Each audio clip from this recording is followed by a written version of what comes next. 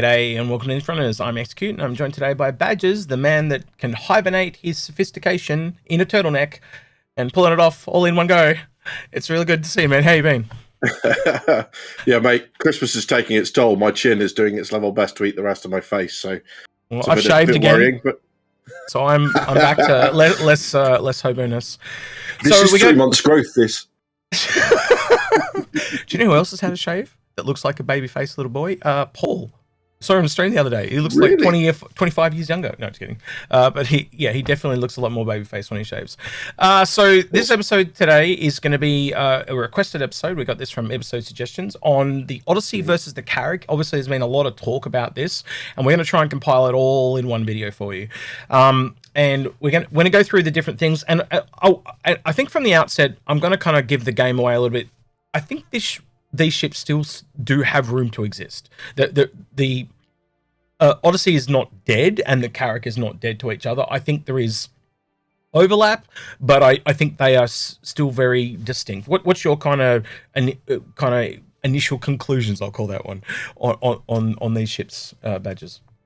Yeah, so I mean, when we did we did one episode before the Q&A, and what we said during the Q&A was it would be really interesting to see whether or not the Odyssey was able to mine more than just Quantanium and that sort of stuff. We know that it can only refine that, but whether or not it's able to mine and sort the other stuff, like any time you put anything into a refinery.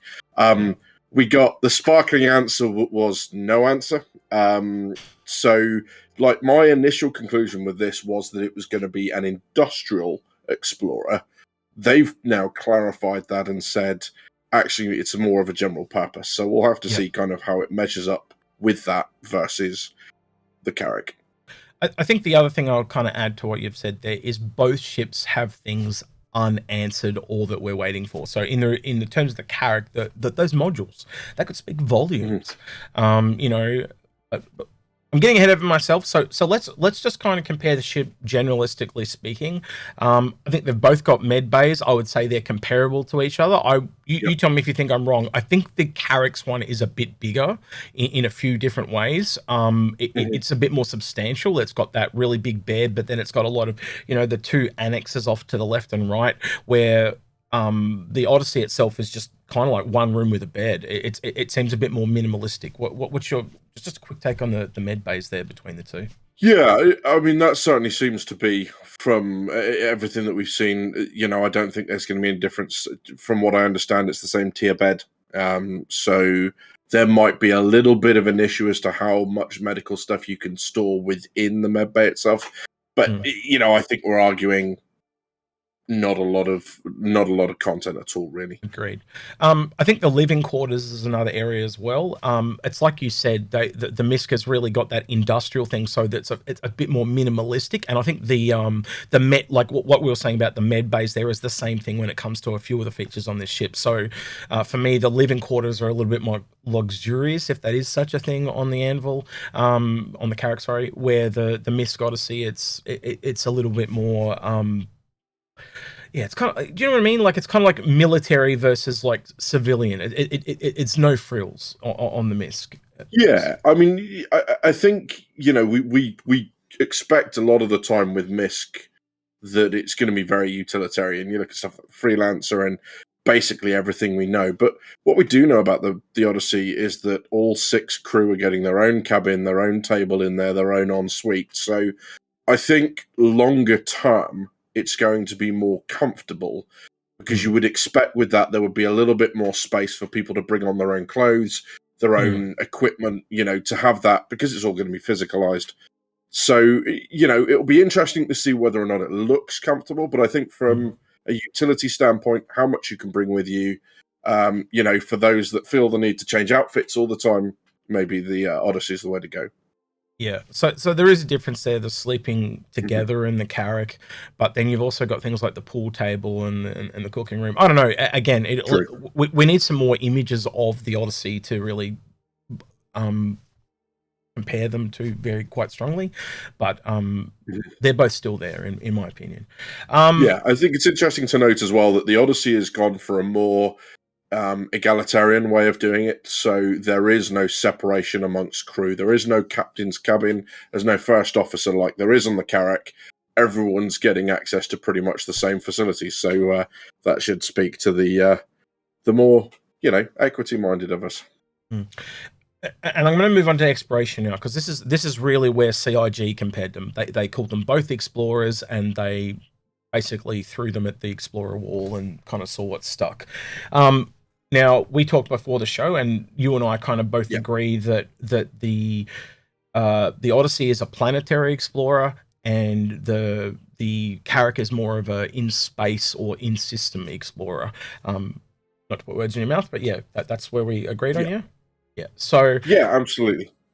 So the first part of that, we'll go through the planetary aspect of both of them, and I think this really kind of comes down to a few things like the VTOL. If you look at the VTOL on the Odyssey, it's a lot stronger. The Carrack's got it, but not like it's just those main ones at the back. It does have some big ones on the front as well, but I think it looks a little bit more I don't know what word to use here, determined in its VTOLs, the Odyssey. The design looks a little bit more deliberate, doesn't it? In that, if you look at both of those engines, they are actually VTOLs. There's within the subscriber Jump Point magazine, it actually has kind of like grey box images of them, and the engines themselves don't rotate. It's the nozzle at the back, like the thruster itself, that actually angles downwards, very much like an F-35 jet will angle downwards. Literally what I was going to say. Yeah, absolutely. It looks like this is a lot more deliberate to be an atmosphere, and a couple of other things kind of point at that as well. You've got that tech cabin on the front with the mining laser with the scanner that is all under the ship, so its primary area of operation is going to be in front and below it. So, yeah. It looks like you've got slightly different missions for the two. Certainly. A big one now in the Odyssey's favor, the hangar. When you've got only a Pisces of space to work with, that clearly is in the Odyssey's favor. You've got a small hangar, you can fit a more robust set of ships in there, and not only that this hangar for the Carrack is bespoke. It's if you can fit it in, it's not fitting it in nicely. It's not like a metric tiny hangar. It's a metric, it's just a bespoke hangar that was really made for just the Odyssey. Yes, there are a few other things that can fit, but it's much better having that square box of the Odyssey that can fit things in that are a bit more versatile. So I think we'll both agree that the hangar goes to the Carrack. Something else that I think is obviously the rover bays of both these ships, and I think that probably goes to the that they both can hold a large rover, and I think this probably also goes to the Odyssey though, because like you can hold like 3 rocks. It's probably the same actually when I work it through. Where do you sit on the kind of rover bay aspect? Yeah, I think it's really interesting. I mean, you look at when the military designs something, if the military have designed something like the Carrack's Pisces hangar, they are accepting by default and by design that you are going to have less capability than something like the Polaris's hangar or the Odyssey's hangar. Yep. So they have clearly accepted that the Carrack is just in its role, whatever it was that the military design brief laid down. It's not going to need that sort of stuff. So instantly, the Odyssey far more capable in that respect. And that door, the fact that the vehicle bay, the garage, and the hangar are connected, opens up so many different options. And that's obviously where the core of the Odyssey being a general purpose explorer is coming from. Choose your vehicles, choose your poison, load it up, and it will go off and do that. I've kind of still got to go the industrial route on it, but we'll come to that a little bit later, I think. But that's now a personal thing. That's not me saying that that's what they're intending. That would be how I would envisage kind of using it. But yeah, it's actually got a really strong strength, because it basically means that you can land and switch out vehicles that were able. So I'm trying to think of a ship that would be small enough to have vehicles in it that could actually go in there. And I don't think the Cutlass fits. I'll have to go double check, but I'm pretty sure it'll be a tight squeeze if it does. But imagine if you could have rocks be unloaded, and while they're unloading their materials and stuff, you unload rocks back in or stuff like that. So a vehicle that's big enough to allow you to switch vehicles without having to go all the way back to a landing pad on a planet, that's a pretty unique feature. And Absolutely. Correct me if you think I'm wrong, but I don't think the Polaris has the ability to connect the cargo bay to the ship hangar, and that literally puts the Odyssey in a unique spot there. Yeah. And if I think the one limiting factor though will be the size of those ships, and I'm pretty sure that the Cutlass is, if it does fit, it will be right on the tail end. They've absolutely said that Vanguard, Cutlass, Freelancer, Reliant, stuff like that will not fit the Odyssey. Unfortunately, that was clarified in the Q&A document. But what is interesting with stuff like this is you've got potentially stuff like the Avenger will fit, and the Avenger's actually got quite a considerable cargo space for something of that size. So you've got the option to either take off some of what the Odyssey is finding or producing or whatever. You've also got the option to resupply it potentially if it's close enough to be within the Avengers jump range. So yeah, an interesting one. There's a couple other ships that offer really interesting options, and I think one of those is the Terrapin. But if you can't have any vehicles that are put onto ships, then the only other ship that I can think of then that would make use of a feature like this would be the SRV. If you could drive the rover into the actual hangar, and the SRV could pull the vehicles out of the hangar, and the SRV, as far as I'm aware, will land in that hangar. So you could do a bit of deployment with this. And I actually think, now I've really thought this through, man, the first ship that can actually allow you to switch vehicles and stuff. And we did talk about this when we were talking about that medium carrier, a ship that allows you to transfer vehicles. So that might be an interesting thing. We'll have to see how it goes there, but I think you're right. I don't think there is anything as a ship that's small enough that's going to be able to land, unfortunately, to take use of those vehicles. Right. So the cargo bay. Both ships here kind of have that shared cargo bay thing. So you've either got to give up with the Carrack, it's the modules, and with the Odyssey, it's shared with its actual cargo bay. So they're both sharing the cargo bays essentially. So what's your take on that? I guess is what I'm trying to say. Like that is, I think they both suffer from that in a way. Yes,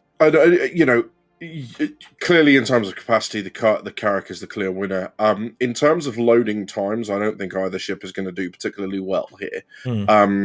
The Carrack, because we know, there's no easy route into those cargo bays from the side. It's all either going to be tractor beam loading, or it's going to be some sort of, jack-up rig, and you move stuff across. We've actually seen jack-up rigs in the artwork for the Odyssey. So it seems like they're kind of initiating the same thing, or you just drive it up yourself and move it in through the hangar. That isn't entirely clear. But yeah, I mean, clearly not dedicated cargo haulers. There are a lot more efficient ways to do it. And I think the key thing here is, yes, the Carrack absolutely might come out on top, and it might have to sacrifice a little bit of that cargo, a lot of that cargo, for the modules. But until we find out what those modules are, I mean, they're only going to add functions. So for me, in that respect, you're going to be able to specialize the Carrack down a lot more than, we will be able to the Odyssey in terms of what the ship itself is able to do. I agree with all of that. All right, moving on to the space. So that was planetary. We're now moving on to the advantages of space. With the wormholes and the nebula. Now, quite honestly, I think almost any ship with a scanner will be able to find a nebula or find a wormhole. It's basically how far away it can find it, and what type of scanner it will be is what type of information. So if it's a more scientific scanner, it's going to be able to find more details, just as if it's a more mining scanner, it's going to be able to find more ores. And you correct me if you think I'm wrong. I think the Carrack is more generalized, and I think that's why a ship like this would be able to exist, because it's probably going to have more ore-based scanners and be able to go in and find those nodes, where when a Carrack kind of scans the planet, it might say, oh, there are large sediments or deposits of copper on this planet, but it can't kind of break down and kind of give you more details than that. It can kind of just tell you what's there, and I think that's the big difference Your thoughts there on just the generalized of the scanners? Yeah, I mean, one of the things that CIG said was that ships with dedicated rooms will be more capable in an area.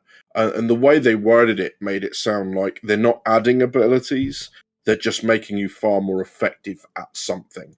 So, think of it as a buff. They've basically said that it will buff abilities. Now, buff isn't adding new stuff, buff's just making something better, right? Yep. What's really interesting from what they said in the Jump Point magazine was they actually specifically refer to that space. And I'm just scrolling through to find it now. So they actually say on the first floor of the Odyssey, cartography radar room allows it to map jump points. Yep.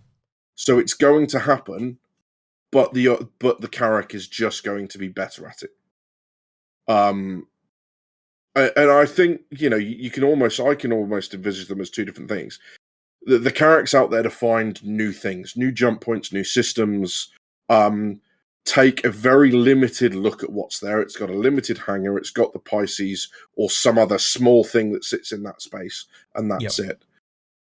Whilst it's going to be much better at doing that, what the Odyssey looks like it's going to do is a much more in-depth look at something that is there. So, yes, it will still be able to find new stuff, although it will struggle to compete with the Carrack if they're trying to do that at the same time. But, the ability to just add what you want into the hangar means that those scanners, it's not just a straight-up scanner-to-scanner comparison. It's more about the other stuff that you bring with you, because now you've got the options of, well, I've got a hangar and a vehicle bay full of stuff that I could bring. What are you actually going out and looking for? And that's where I think the industrial focus might come back in. So let me just simplify what you're saying, and you correct me if it's wrong. The versatility of the Odyssey comes from the hangar, where the versatility of the Carrack comes from its modules. Yes, absolutely. Absolutely. And when you start to look at the Odyssey like that, it changes the light of it quite a bit in my book. I think that there are these two ships are very comparable. One's military, one's civilian, and you can compare them off each other. Getting back to the cartography stuff, yes, we do have a dedicated room for the cartography room in the Carrack, and that is very space-based. You can tell, like, it's going to have a star map in it. That kind of tells you everything. If you go into the actual Odyssey, you have like a cartography table that's more 2D, which is leaning more towards maps and seismographic maps and stuff like that, because we know it's going to be on planet, so that they play to their strengths, but take that same thing. There's no cartography map like table in the Carrack, because that's not made for that. It's designed for in space. So they're both playing to their strengths in my book. Yeah, absolutely. And it goes back to what you were saying about, visualizing one as a planetary explorer and visualizing one as an in-space explorer, because you don't explore space in 2D. A flat surface is useless in space. So yeah, very much so. And it seems they're going that way. It's just interesting that CIG have kind of have contradicted themselves. On the one hand, in the Q&A, we have there are no dedicated rooms or specialized equipment. Something they would never do. What is going on? Oh my God. Yeah. And yet in Jump Point they are. So, we're fully aware of what both sides say before everyone jumps in the comment and, Rochambeaus me. I get it. And what we'll do is we'll leave links to both so people can read them for themselves and see. We're not taking stuff out of context, rather. I mean, that line is literally, that's it. That's the entire bullet point is cartography / radar room allows it to map jump points. Yep. Maybe what they're saying is, from the aspect of it doesn't give a buff, it's allowing an ability, but that is the difference between the Carrack and the Odyssey, in that cartography room, a wonderfully kind of stylized room that you get to walk around, is what's providing that advantage to the Carrack. Any ship can kind of do a mapping, because it's really just kind of saving a location. And basically, if you stumble on one and you scan it, and it's like, oh, that like some ships that don't have proper scanners, it might just go, oh, that's a graphic anomaly. Oh, that could be a wormhole. I'll save that and sell it to a Carrack person, and maybe they'll come and find a jump point. That is the difference that we're basically talking here. You're still going to be able to see generalized stuff in most ships and on their scanners and stuff like that. I think the other thing for the scanners, for me, And you tell me if you think I'm wrong here, right? The scanners at the moment are all antennae and stuff like that on the Carrack, but they're not in yet. So I don't think you can visualize the Carrack as well as you can the Odyssey, because we know we've got that really big dish on the bottom. But if you go back to older concepts of the Carrack, you can tell and see that it's got scanners and shit for days, but it just not in the in-game model right now. But am I right in saying X that they still plan to add that? They just haven't figured out the functionality of it yet. Yeah, it's there with because it's just not a high priority for Squadron 42. So that's there. Same thing with the armored windows and stuff like that. And again, like as I said, you're looking at you kind of got to bring the lore in a little bit here. Like, and I know if Algrid and Paul were here, they'll be saying that too. Like, you look at what MISC is as a manufacturer, it's the industrial, it's civilian, but then you go look at Anvil, it is heavily military, right? So to put it this way, if I had an Odyssey versus a Carrack in a fight, I'd almost expect the Carrack to win because it's military, right? But that's not to say that you couldn't come back into an Odyssey and upgrade all the components to military, and then all of a sudden the Odyssey's on a different level. You know what I mean? It's just that standard base version is basically pitched at civilian, right? And if you you know, obviously hard points come into that as well, but generally speaking, if you upgrade the components, it's going to change the way a ship can kind of act and the breadth of what it can do. And in a lot of ways, coming back to that, the versatility factor, you have to buy the modules for a character to get that versatility. You just switch the ship in this one. So yes, I guess you have to buy the ship, but it's do you get what I'm trying to say? Like it's just a little easier to change a ship than it is to change. You have to go back to a station and change a thing. You just pull the ship out and put a new one in at any time, at any place. That's actually got way more versatility than having to go back to a station. And if you're way out in the black, like way out where both these ships are meant to be, that kind of the versatility factor of the Odyssey comes up quite substantially when you think of it like that. So it's something we have to keep reminding ourselves is that the range within Stanton, we're just not going to see this because you can get it to anywhere within Stanton. As they start adding systems, I mean, think of any MMO you've ever played ever. I mean, where's all the good stuff? Where's the rare stuff? It's in the hard to reach places. It's in the stuff that increases the risk of you just going there. Maybe it's an area where it enacts PvP. Maybe there are no safe zones near, so you've got to really think about doing it. For me, the Odyssey, that kind of strikes me as where the Odyssey is going to excel, because, of course, what you can do to change out the functionality of the Odyssey, you just send the ship. You know, whichever ship you don't want or is in the hangar, well, we'll just send that back.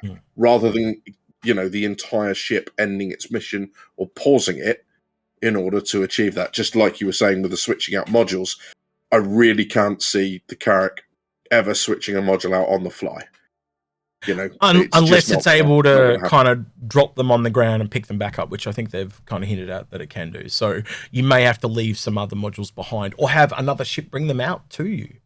You know, so there's a bit of a, you know, you can have an SRV go all the way across the system, dragging a module behind it. Don't think so. You know, so yeah.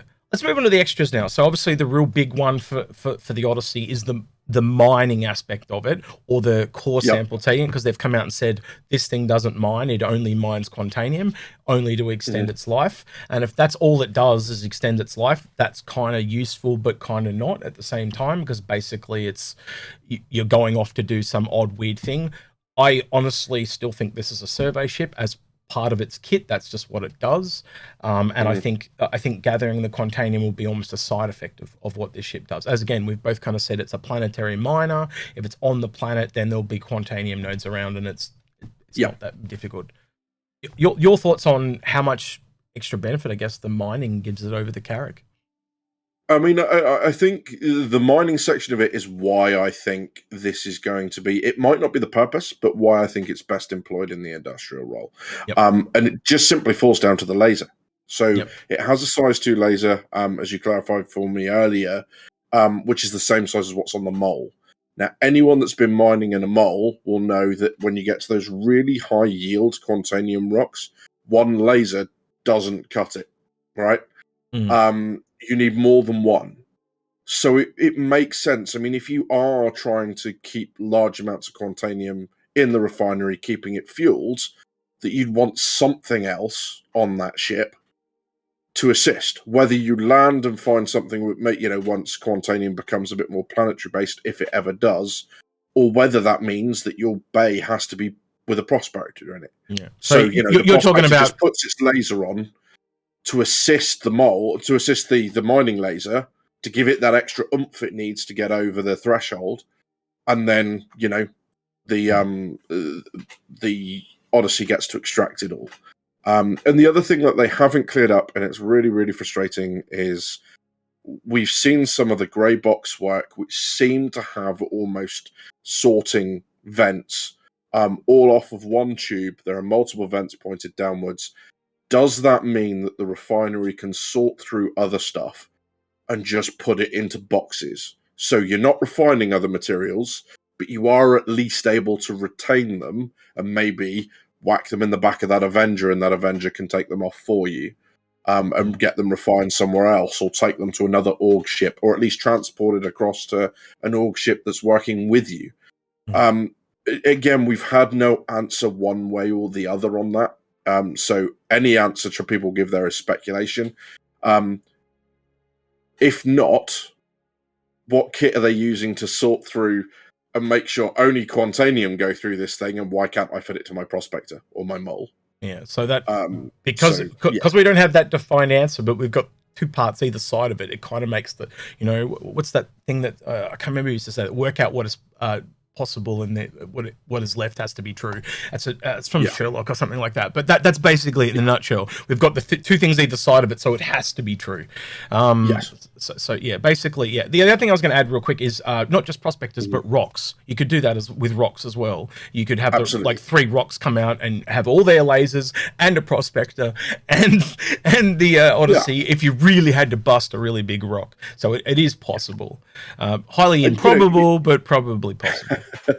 Yeah, absolutely. You know, and the other thing that I think the Odyssey has there that is, you know, we've got the excitement with the Carrack. What are the modules going to do? What are they going to enable us to change? How can we modify it? How can we tailor our gameplay to more of what we want with the Carrack? I think that also exists with the Odyssey, but more so with incoming game loops. So do we think that mines and hydrogen fuel, or mining and hydrogen fuel, are the only resources we're going to have in the game? Are they going to add other industrial things for us to extract and whatever else? Because if so, that space on the Odyssey starts to look really tasty. And like I said, you know, putting an Odyssey out as the head of an industrial organization to start finding areas, that downward scanner, finding rich nodes, you know, for a pioneer to follow up, put in a mining installation, you know, space for all the people in that org to rock up and be there permanently. Yeah. It's quite an exciting development. So the big I've question, never really kind of, sorry, go on. I was just going to say, the big question mark for me is some of those Carrack modules too. We've never kind of really, other than the one that holds like a vehicle, like a Nova Tonk or a Spartan, we've never really heard anything more than that. But here, let me just float these 3 at you. An extra fuel tank that more than just the 2 it has, it adds a 3rd, a refinery module or a mining module. That straight away puts it straight back up there with the Odyssey for me, in every single way. And I'm not saying that's the ones they're going to make, but what if any of those came to pass, and it really does change it quite drastically, what this could be capable of. Absolutely. And I think there's so much more with the Carrack that so much more of the Carrack's gameplay is defined. So there are a lot less question marks over the Carrack. And I think at the moment, if people are being honest with themselves, that's probably why the Carrack's coming out ahead. Yes, it's got some big numbers in there, but it's also embracing that military philosophy of, when I am damaged, I repair myself. So we're looking at the drones and stuff like that. You've got the workshop up top, where civilian vessels aren't designed to go out and get slammed by a missile. They're designed to go out and not be anywhere near the missile. You know, you think the difference between a warship and a cruise liner, very, very different purposes. And you're seeing that reflected in the Carrack. And I think we're all used to playing games where you take damage. We're all used to, you know, wanting to repair ourselves and keep ourselves at full health. But, I mean, if you look at the idea of the Odyssey keeping itself going, the Carrack's got some really interesting options on that as well. What about a Carrack with the ability to grow its own food or recycle its own water? So you have almost like a hydroponics module, which means that you never have to go and find food. You never have to risk eating that weird sticky looking fruit growing off a tree that you've never seen before. You know, there are some really interesting options of both. Science modules as well.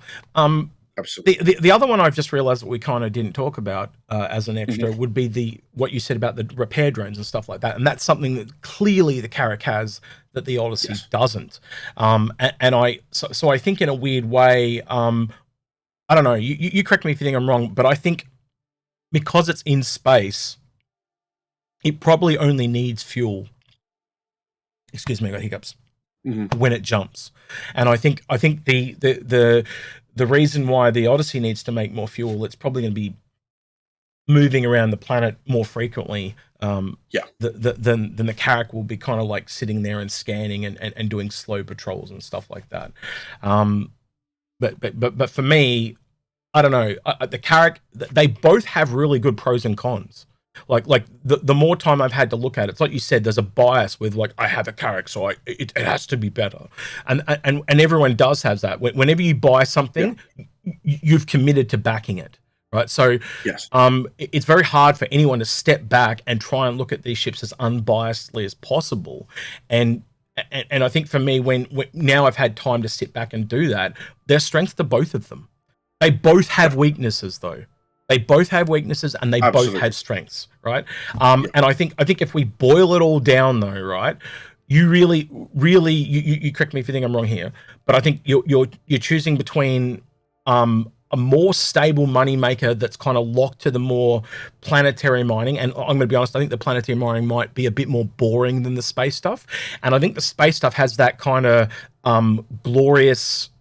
You know how you called it, but before the show you said the Carrack's kind of like the Enterprise, and this the Odyssey is more of like an industrial workhorse. I think the Odyssey will probably make more money, but I think the Carrack would be more fun. It's kind of like comparing like the extremes of it would be like a Drake ship versus an Origin ship, where you've got the luxury and all that a little bit in the Carrack, with the where no man's gone before type of thing, but then you've got the Drake that just gets the job done, right? And that's the two comparisons for me, and I think they both kind of have a place.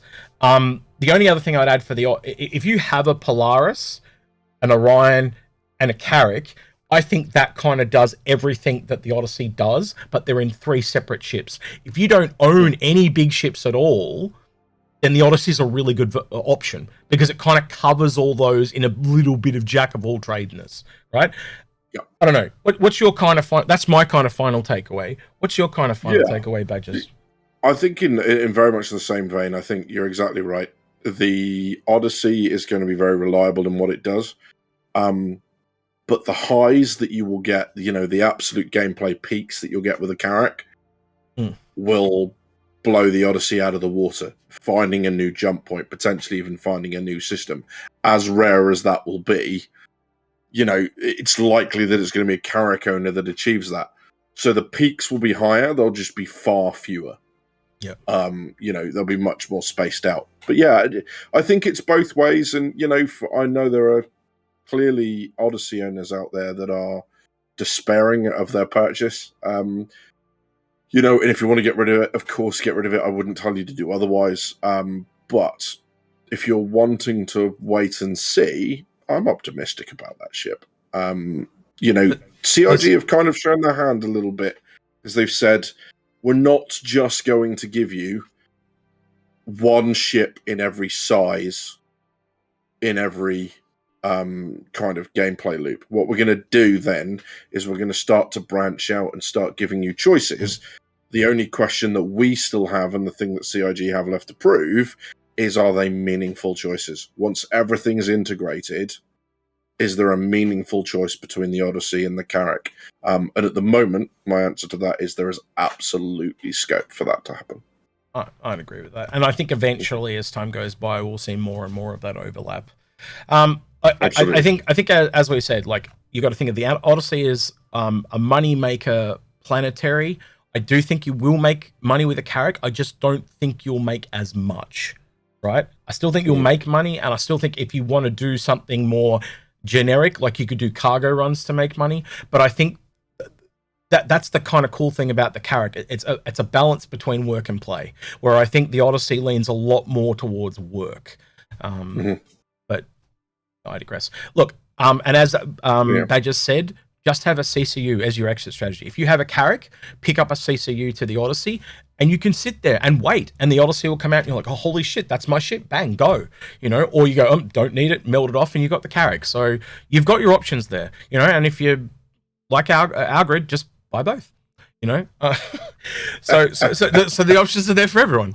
I don't think we're as boxed in as we used to be now because of CCUs. Yes, it does cost you a little bit of money, and you've got to hold it up in a CCU, but there are options there. Yeah, and there are still confusing messages. There are still questions unanswered. There are still things that need to be cleared up about the Odyssey. You know, I've got thoughts as to why that is, but nothing that I'd be willing to share on stream just yet.